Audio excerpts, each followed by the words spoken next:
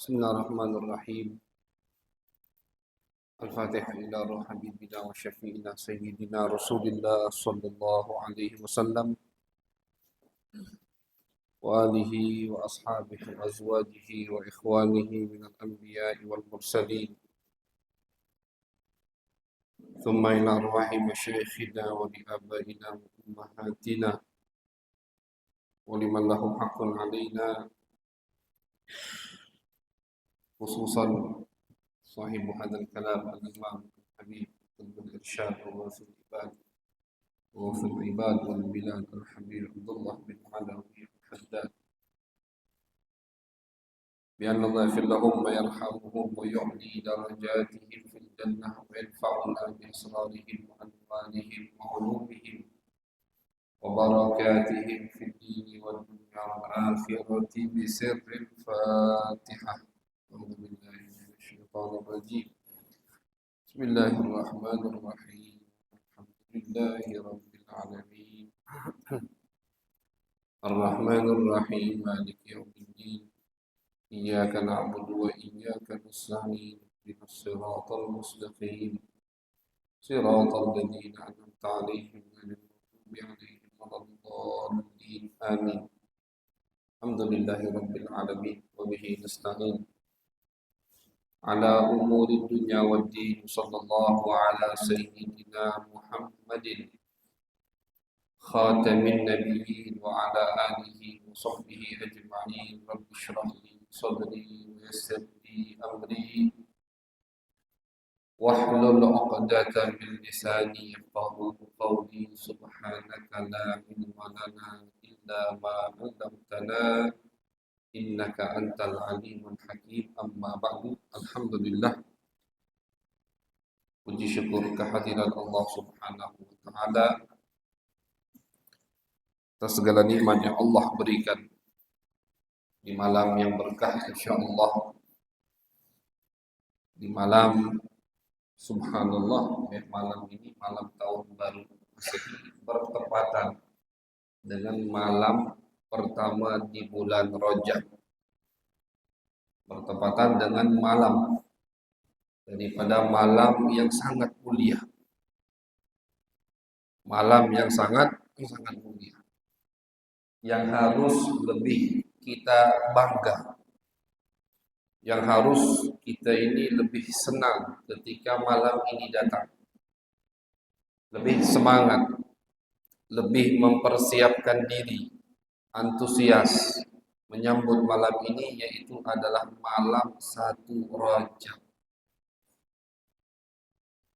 Malam 1 Rajab ini bukan malam biasa. Dalam hadis diriwayatkan Al-Imam Ibnu Asakir, beliau mengatakan, beliau meriwayatkan dari Abu Umamah, sahabat Nabi besar Muhammad sallallahu alaihi wasallam, qala Rasulullah sallallahu alaihi wasallam, Nabi bersabda, khamsu layalin la turaddu fihinna ad-da'wah. Kata Nabi, ada 5 malam yang mana 5 malam tersebut tidak ditolak doa. Jadi kita doa pasti diijabah oleh Allah Subhanahu wa Ta'ala. Kapan malam itu? Yang pertama, awwalul lailatin min Rajab. Malam pertama di bulan Rajab. Doa enggak ditolak. Dan di malam itu kita harus senang. Kenapa? Karena kita doa apa aja pasti diijabah sama Allah Subhanahu wa Ta'ala. Ini majelis kecil. Jadi kita doa apa aja diijabah sama Allah. Malam yang diriwayatkan bahwasannya di situ semua dosa diampuni oleh Allah kalau kita bertaubat kepada Allah. Malam Rajab. Dalam hadis Nabi Muhammad SAW, beliau pernah bersabda, Rajab syahrullah. Rajab itu adalah bulannya Allah. Bulannya Allah. Jadi bulan dinisbatkan kepada Allah. Allah nggak butuh bulan, Allah nggak butuh waktu, Allah nggak butuh hari. Tapi kenapa bulan ini dinisbatkan kepada Allah? Saking banyaknya pengampunan dan rahmat dari Allah Subhanahu wa taala. Rajab syahrullah al-asam, wa qila al-asam. Ada dua nama untuk bulan Rajab. Pertama asam. Asam itu untuk orang yang tidak bisa mendengar, itu asam. Artinya di bulan Rajab Allah banyak mengampuni dosa. Nama kedua al-asab. Asab itu artinya menuangkan. Artinya di bulan Rajab Allah banyak menuangkan rahmat maghfirah. Itu semua di bulan Rajab.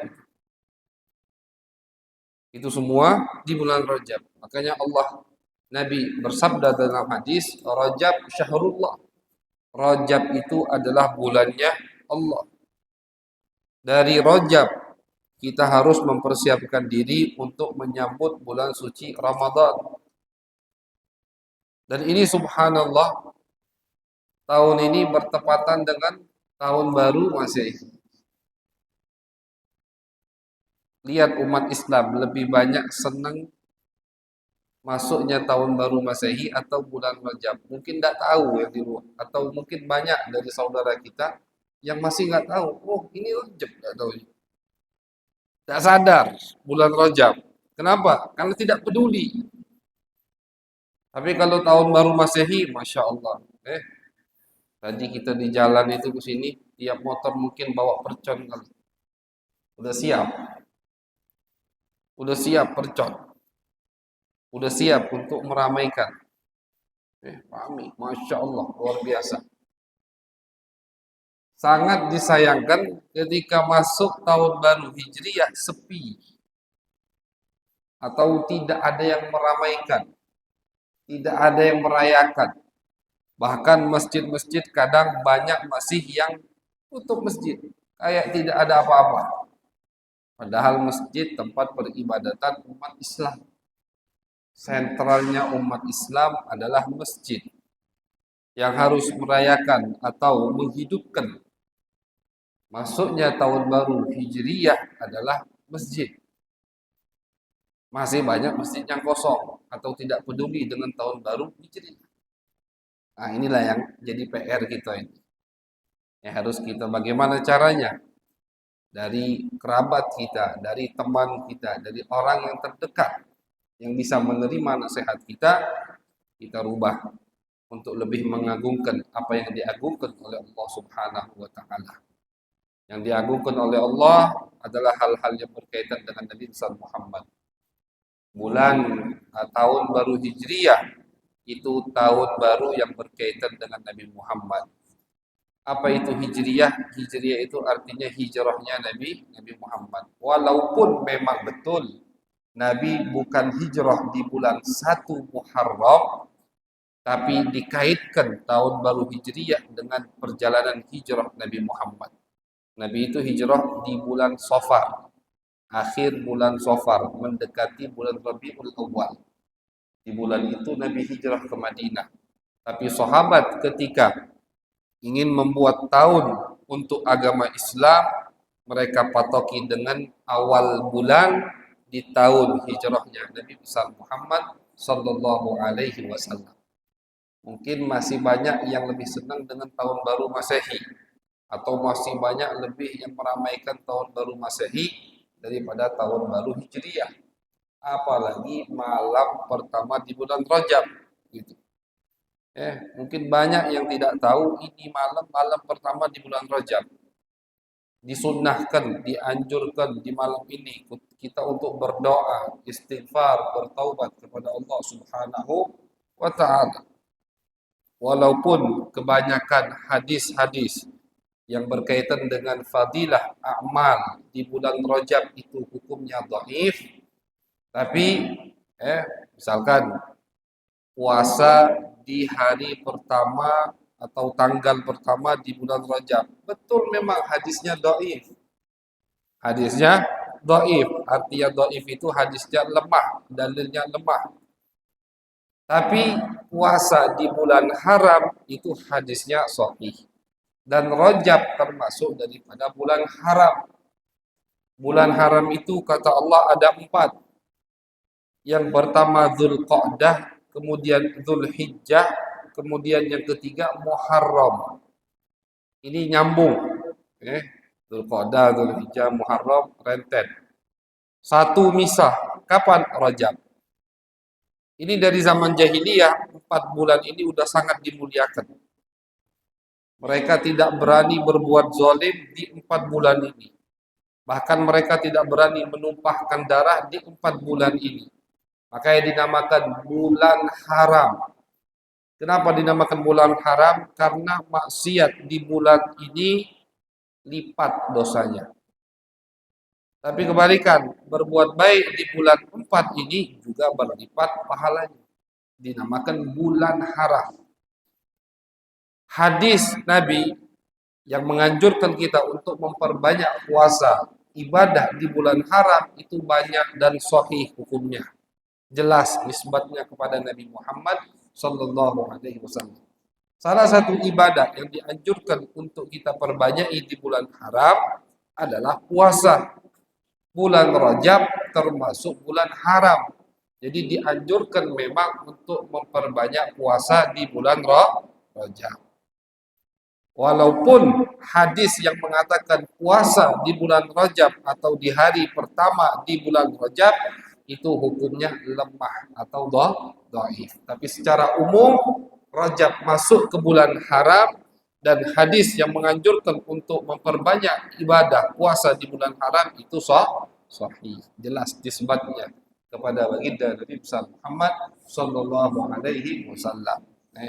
Jadi terkadang kata ulama ada amalan ibadah atau ada maksiat, sebuah maksiat yang dilipat sama Allah pahala dan dosanya kalau terjadinya atau orang melakukan amalan tersebut di bulan-bulan mulia atau di hari-hari mulia atau di tempat-tempat yang mulia. Bulan yang mulia, bulan haram. Tempat mulia misalkan di tanah haram, Mekah, Madinah, itu berbuat dosa di situ, dosanya dilipat oleh Allah Subhanahu wa taala dan amal baik pahalanya juga dilipat gandakan oleh Allah Subhanahu wa taala. Jadi kita berharap kepada Allah dengan masuknya bulan Rajab, mudah-mudahan semua dosa kita diampuni oleh Allah. Mudah-mudahan kita termasuk daripada hamba-hamba yang Allah tuangkan kepadanya rahmat, yang Allah bukakan untuknya pintu maghfirat, pintu taubat, sehingga tidaklah keluar bulan Rajab kecuali kita sudah bersih dari semua dosa kita. Dan kita minta sama Allah agar kita diberi taufik hidayat, agar di bulan Rajab ini tidak bermaksiat kepada Allah. Minta sama Allah, ya Allah, tolong jaga anggota tubuh kami agar tidak melanggar perintahmu, wabil khusus apalagi di bulan yang mulia ini, di bulan Rajab. Jadi kalau satu bulan Allah jaga, insya Allah bulan berikutnya juga dijaga. Bulan Ramadan baru kita bisa memperoleh apa yang Allah turunkan, apa yang Allah berikan untuk kekasih-kekasihnya di bulan suci Ramadan. Amin ya rabbal alamin. Ma'asyiral hadirin yang dirahmati oleh Allah Subhanahu wa taala. Al-Imam Al-Habib Abdullah bin Alawi Al-Haddad beliau berkata, qala radhiyallahu anhu, kullu amalin ya'maluhu al-insanu lillah ya'lamu min nafsihi annahu lam ya'malhu illa lillah fala alaihi ba'sun min khawatiris su. Kata beliau, setiap amalan yang kita lakukan untuk Allah. Jadi beliau ini masih membahas pembahasan niat. Kata beliau, setiap amalan yang kita lakukan untuk Allah, kita yakin itu untuk Allah. Ya'lamu min nafsihi. Dia yakin dalam dirinya bahwasanya amalan itu untuk Allah. Nah, jadi tidak perlu kita itu mengikuti penilaian manusia. Jangan takut dengan penilaian orang. Jangan takut orang ngomong begini, orang ngomong begitu. Yang penting kita yakin bahwasannya ini amalan, ini perbuatan, ini pekerjaan aku lakukan niatnya untuk Allah. Niatnya untuk Nabi Muhammad, niatnya untuk agama, maka jangan pedulikan ocehan manusia. Kita ini kadang di zaman akhir lebih takut dengan komentar orang daripada penilaian Allah Subhanahu wa taala. Takut dikomentari wong. Jangan kita lakukan ini, apa kata orang. Jangan lakukan ini, apa kata orang. Jangan tiap langkah, setiap dia mau melangkah, yang dia pikirkan apa kata orang. Nah, orang seperti itu tidak bakal maju. Orang seperti itu tidak bakal dekat dengan Allah. Ada pepatah yang mengatakan al-multafit la yasil. Al-multafitu la yasil. Orang ada nih lagi lomba lari nih. Si kok peserta ini dikit-dikit noleh. Ya kalah sama lawan. Lagi lomba lari. Ada satu peserta tiap baru berapa meter noleh ke belakang. Baru berapa meter noleh ke belakang. Enggak bakal sampai atau kalah dia. Kayak ulama mengatakan orang yang banyak noleh tidak akan sampai. Tidak akan sampai kemana? Tidak akan sampai kepada Allah Subhanahu wa ta'ala. Jadi jangan pedulikan omongan orang. Selagi yang kita lakukan adalah amalan yang baik. Bagaimana Habib? Kita tahu itu amalan baik. Ya, orang yang belajar agama tahu itu baik. Yang kurang paham agama Habib, tanya sama yang paham agama. Jadi tanya sama ustadz, sama kiai. Gimana kiai? Ustadz, aku ada gawe ini. Aku ada niat begini. Gimana? Ustadz kiainya nanti menilai, menimbang dengan timbangan syariat. Oh ini bagus, lakukan. Tinggal kita posisikan niat kita untuk Allah. Bismillah, lakukan. Jadi jangan didengari. Wa in tuti aktsara man fil ardi yudilluka an sabilillah. Allah katakan dalam Al-Qur'an, wahai Muhammad, kalau kau mengikuti kebanyakan orang yang ada di muka bumi ini, maka mereka akan menyesatkanmu dari jalan Allah Subhanahu wa ta'ala. Ada orang ngomong begini diikuti, ngomong ini diikuti, ngomong ini diikuti. Akhirnya sesat dari jalan Allah. Jadi siapa yang harus kita ikuti itu penting. Siapa yang harus kita sodorkan, apa yang ingin kita lakukan, itu penting. Tentunya harus ditimbang dengan mizan syariat, mizan dengan timbangan agama. Semua amalan itu harus ditimbang dengan agama. Semua, apapun itu. Mau itu amalan akhirat ukhrawi atau amalan duniawi, itu tetap harus masuk labnya syariat. Timbang. Syariat ngasih oke, baru bismillah jalan. Masih ragu misalkan, kadang ada hal yang bagus, ada hal yang baik, cuman kadang waktunya kurang tepat. Baru kita tanya ke guru kita, bagaimana guru? Ya, makanya pentingnya punya guru. Pentingnya punya guru. Wa may yudlilillah falan tajida lahu waliyan mursyida. Kata Allah, termasuk tanda orang yang Allah tidak inginkan dia mendapatkan hidayat, orang ini tidak punya guru. Ini ada di Al-Qur'an di surat Kahfi. Orang yang ingin Allah sesatkan, tidak Allah pertemukan dia dengan guru. Sesat. Kebingungan. Tidak ada pembimbing. Akhirnya nyasar terus, nyasar, kesandung, nyasar, mentok, sandung, sandung, sesat. Nah, makanya pentingnya punya guru. Orang yang punya guru, walaupun dia masih sering kepleset, sering maksiat, teledor, tapi dia punya guru, insya Allah akan selamat dunia dan akhirat. Karena ada yang membimbingnya.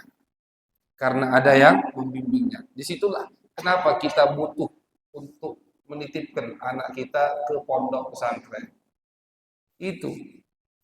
Kalau ilmu mungkin orang yang mau, misalkan sekarang malam 1 bulan Rajab, ya, ada orang ingin ngisi tausiah agama tentang 1 bulan Rajab. Buka Google, ada semua, Pak. Ada semua. Oh, di bulan Rajab itu disunahkan begini, dianjurkan begini. Kenapa? Ada semua. Jadi mungkin ilmu bisa kita dapatkan, ilmu materi atau ilmu yang tertulis. Nah, ilmu makluman itu bisa kita dapatkan mungkin tidak di pondok pesantren atau tidak melalui guru. Buka apa aja kejadian di bulan Rajab. Karena bulan Rajab itu kan banyak kejadian yang luar biasa juga. Masya Allah udah mulai. Eh, Gampang. Kalau pengen tahu apa aja yang terjadi di bulan Rajab, gampang. Buka Google, ketemu semua. Masya Allah. Bahkan sekarang di aplikasi WhatsApp itu ada apa? Ada baru itu, apa namanya? Tulis saja. Eh, ada apa AI apa itu ya? Tulis apa itu bulan Rajab. Pinterlah dia dari Ustaz. Tok tok tok tok jawab. Walaupun kadang sesat sedikit banyak kayak jawabannya itu. Jangan percaya makanya, karena ini apa? Komputer atau ini digital, nggak bisa kita percayai.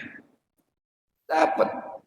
Tapi kenapa kita harus membaiat guru atau bersanad dengan guru atau menitipkan anak kita ke pondok pesantren sehingga dia dididik oleh guru sebagaimana sahabat dididik oleh Nabi besar Muhammad sallallahu alaihi wasallam selama 23 tahun? Hidayat dari Allah. Kalau ilmu di mana saja bisa dapat ilmu. Tapi hidayat dari Allah, taufik hidayah. Ilmu yang tidak tertulis. Bal huwa ayatun bayyinat fi sudur. Kata Allah, ilmu Allah itu ada di hati, sudur. Bukan tertulis. Atau ini bisa dinamakan dengan misalkan ilmu ilmu laduni. Makanya Nabi Muhammad SAW, beliau bersabda, termasuk tanda hari kiamat, Allah mencabut, Allah menghilangkan ilmu. Bagaimana Allah menghilangkan ilmu? Apakah kitab tiba-tiba percetakannya hancur, nggak nyetak lagi kitab? Tidak.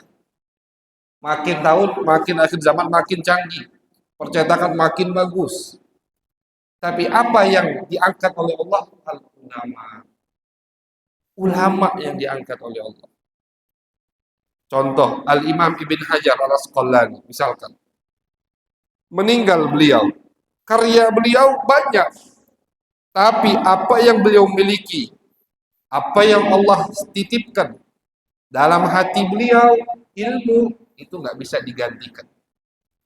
Mungkin karya beliau sampai sekarang masih ada.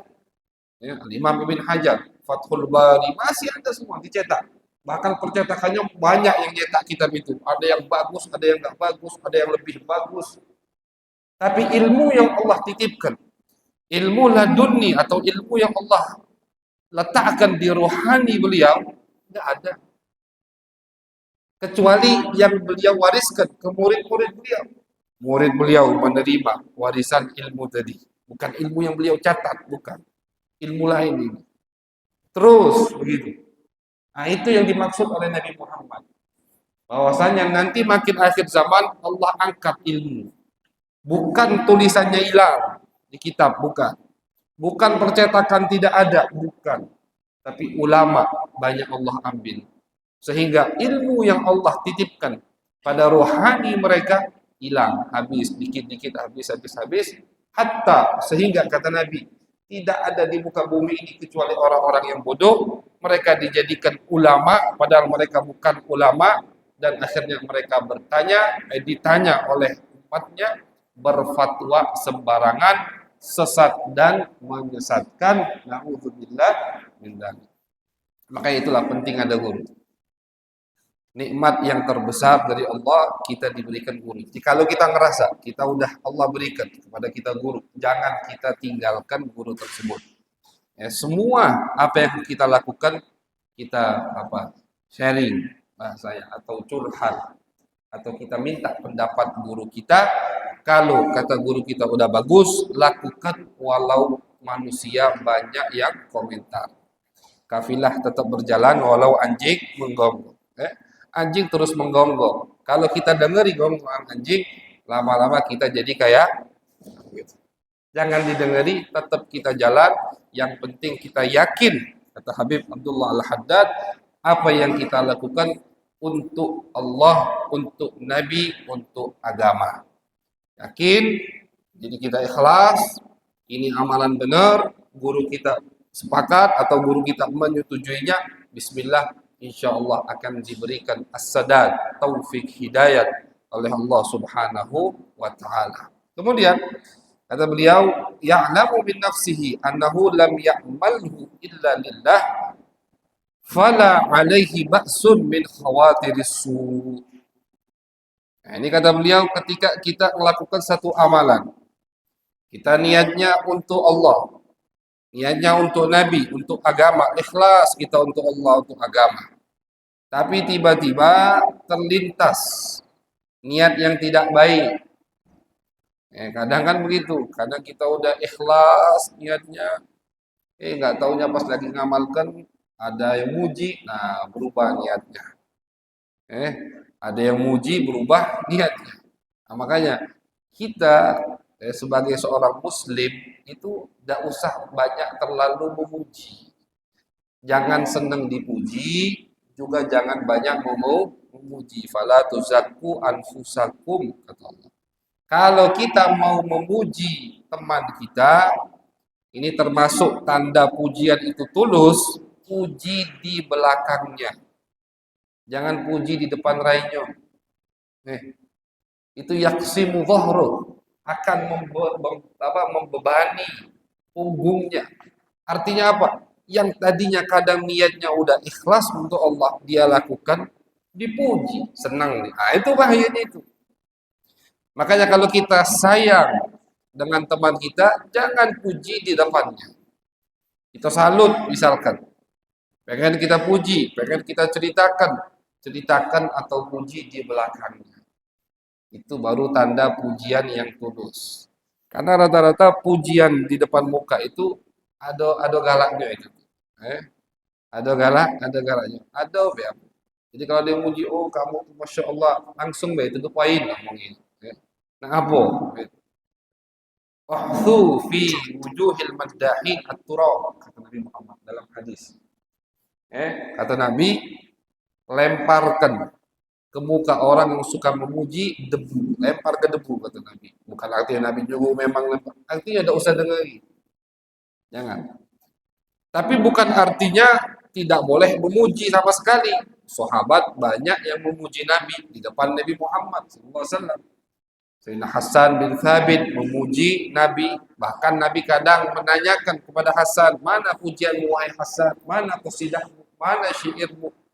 Abdullah bin Rawahah memuji Nabi besar Muhammad. Paman beliau Abu Talib, Abbas, itu ada syair-syairnya memuji Nabi Muhammad. Tapi apa? Diterima sama Nabi karena pujiannya tulus, dan tentunya Nabi hatinya dijaga sama Allah Subhanahu wa Ta'ala. Tapi pujian yang ada maksud atau orang yang takut dengan pujian, makanya para ulama, Al-Habib Umar bin Abdurrahman Al-Atta' Sahibur Ratib, beliau mengatakan, kata beliau, aku lebih baik diludahi, lebih baik ditampar daripada aku dipuji, kata beliau. Lebih baik daripada dipuji, lebih baik dicaci. Karena mereka ketika dicaci itu jadi apa? Jadi motivasi untuk mereka lebih baik. Mereka ketika dicaci, mereka langsung muhasabah, langsung introspeksi diri mereka. Benar apa tidak? Begitu. Dikatai sama wong macam-macam, langsung dia muhasabah. Oh benar ternyata, alhamdulillah, begitu. Tapi kalau dipuji, itu kan menutupi aib.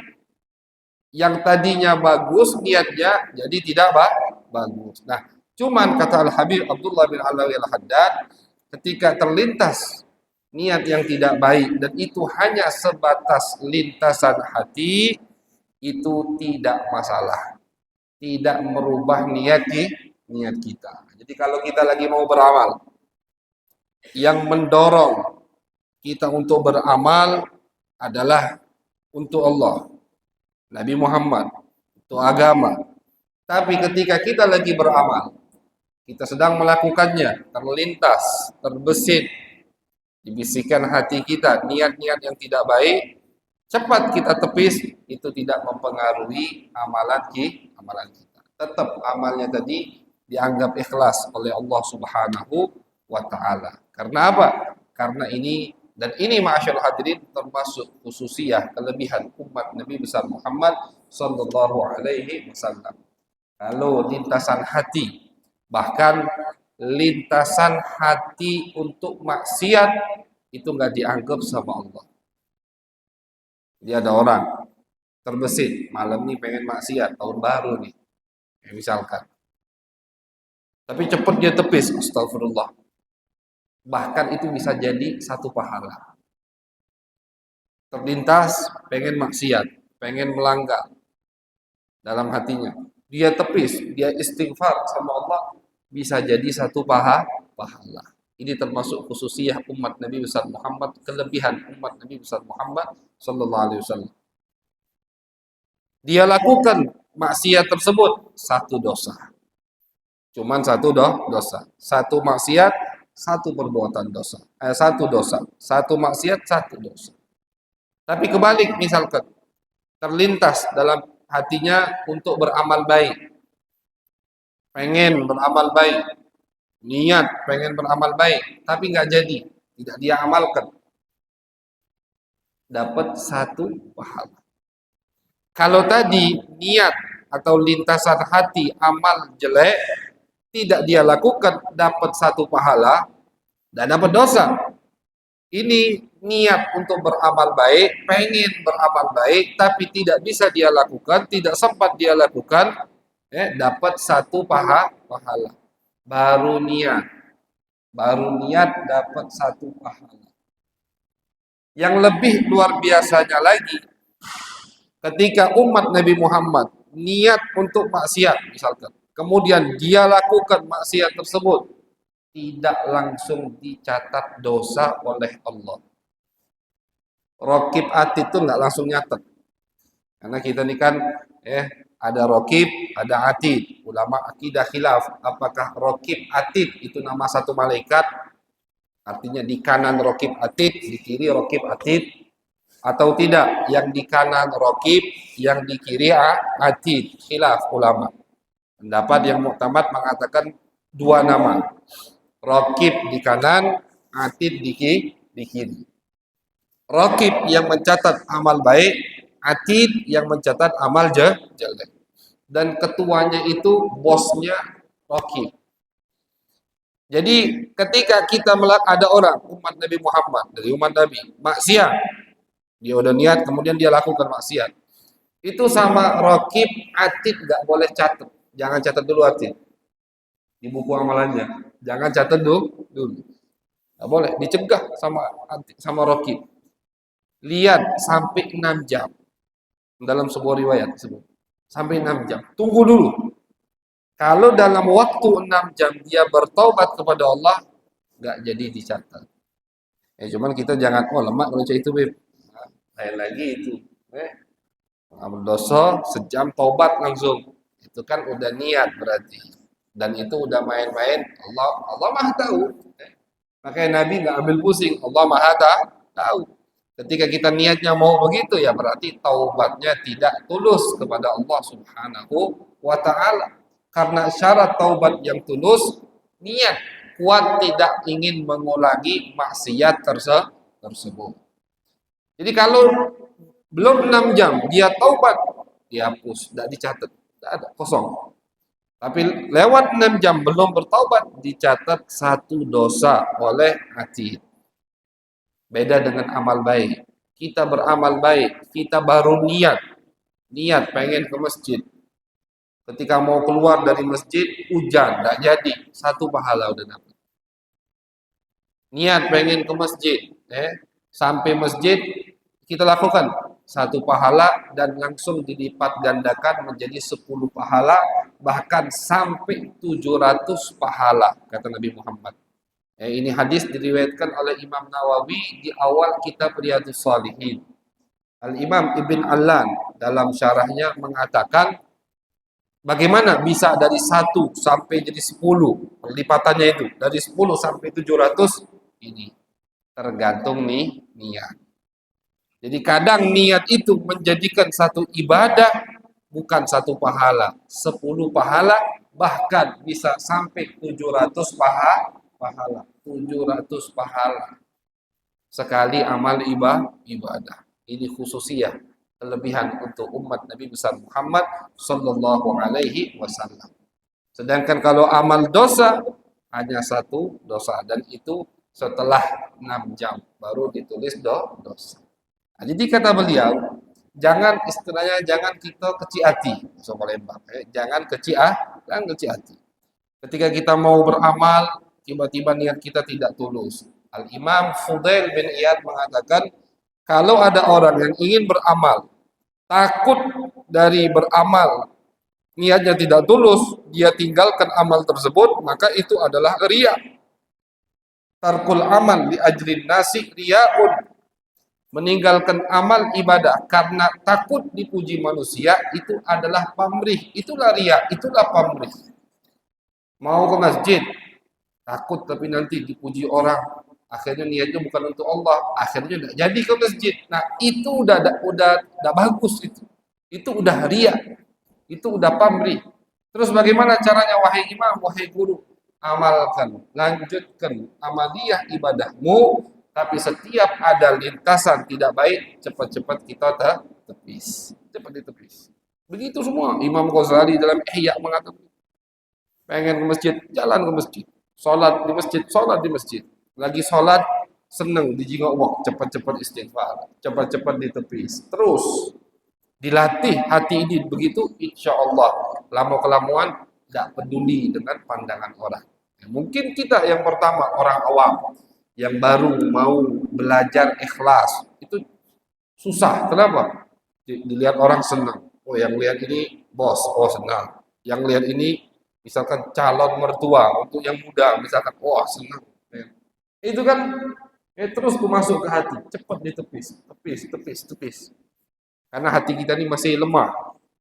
Tapi kalau kita usaha terus, kita lawan terus, lama-kelamaan hati kita kuat seperti baja, tidak pengaruh pujian, pandangan, penilaian orang yang hanya kita harapkan pandangan Allah, pandangan Nabi besar Muhammad SAW, dan pandangan para masyayikh, para guru kita. Nah, jadi kata Habib Abdullah bin Alawi Al-Haddad di dalam nasihat beliau malam hari ini, apapun yang kita lakukan, asal kita yakin itu benar dan waktunya memang itu waktunya. Bertanya sudah ke guru kita, sudah bagus, kita yakin niatnya untuk Allah, untuk Nabi Muhammad, untuk agama, maka lakukan. Jangan peduli dengan lintasan hati yang tidak bagus, jangan peduli dengan ocehan orang, dengan penilaian orang. Yang penting penilaian Allah dan Nabi besar Muhammad SAW serta para guru, para masyayikh. Mudah-mudahan kita bisa menjadi hamba-hamba yang dipilih oleh Allah Subhanahu wa taala untuk selalu mengikhlaskan semua amalan kita. Semua yang kita lakukan mudah-mudahan kita bisa ikhlas untuk Allah, untuk Nabi Muhammad SAW, murni semata-mata untuk agama, untuk di jalan Allah, dakwahnya Nabi Muhammad sallallahu alaihi wasallam. Amin ya rabbal alamin. Dan kita berharap dengan masuknya bulan Rajab, kita baca doa awal Rajab. Bismillahirrahmanirrahim. Ilahi ta'arrada laka fi hadhihi al-lailah al-muta'arridun wa qasadaka al-qasidun wa ammala fadlaka wa ma'rufaka talibun wa laka fi hadhihi al-lailah nafahat wa jawaiz wa ataya wa mawahib tamunnu biha ala man tasha'u min ibadik wa tamna'uha man lam tasbik lahu al-inayatu minka wa ha nahnu abiduk al-faqir al-fuqara ilaik al-mu'amiluna fadlak wa ma'rufak fa in kunta ya maulana tafadhalta fi hadhihi al-lailah ala ahadin min khalqik wajudta alaihi bi'aidatin min atfik fasalli ala sayyidina Muhammad sallallahu alaihi wasallam wa alihi wajud alaina bitawlik wa ma'rufik ya rabbal alamin. Allahumma aghnina bil ilm wa zayyinna bil hilm wa akrimna bit taqwa wa jamilna bil afiyah. اللهم اجعل جمعنا هذا جمعا مرحوما وتفرقنا من بعده تفرقا معصوما ولا تجعل فينا ولا معنا ولا إلينا شقيا ولا محروما. ربنا آتنا في الدنيا حسنة في الآخرة حسنة وقنا عذاب النار. ربنا تقبل منا إنك أنت السميع العليم تب علينا إنك أنت التواب الرحيم. صلى الله على سيدنا محمد وعلى آله وصحبه وبارك وسلم والحمد لله رب العالمين. السلام عليكم ورحمة الله وبركاته.